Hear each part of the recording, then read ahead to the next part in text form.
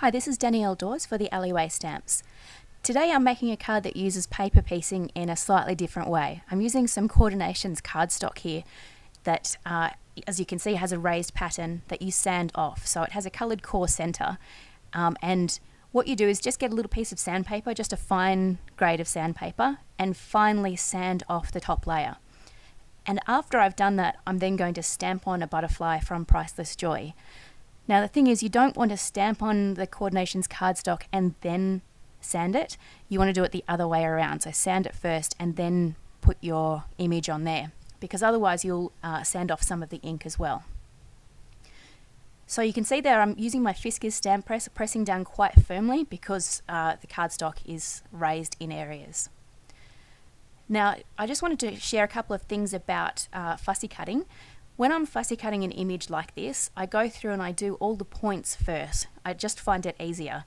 So you'll see I go through, and everywhere where there is a point, I will use my scissors to go and get that in nice and neatly first.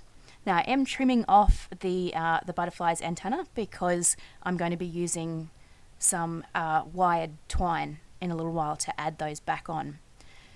So now I'll go around and do the curves, and I move the paper more than I move the scissors. So I kind of keep the scissors fairly still, and as I'm closing them, move the paper into it, if that makes sense.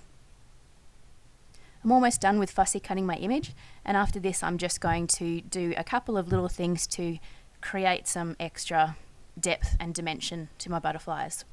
The first thing I'm going to do is use my Memento Tuxedo Black pen and go around the sides. So where I've cut, you can see the inside of the cardstock. Now that isn't actually a problem, but I like a sharper, more clean look.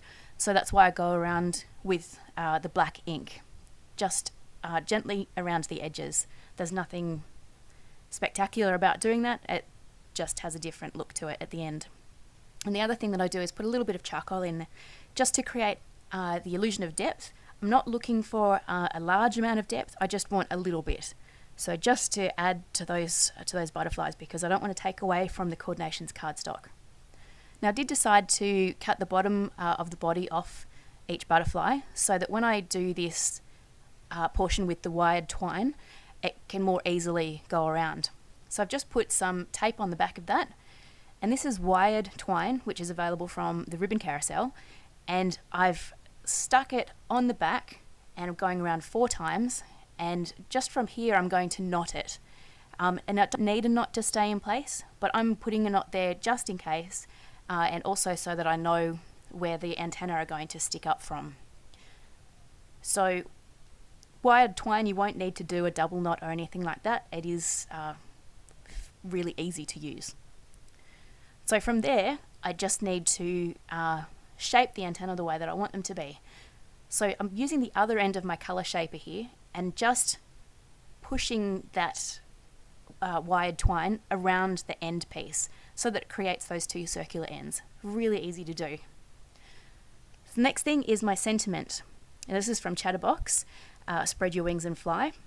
And I'm going to put my 2 butterflies on there at varying heights because I just want to add, again, an extra bit of dimension. So this first butterfly is just stuck on with some adhesive tape, and the second one I've put a couple of pieces of adhesive foam behind there just to raise it up a tiny bit.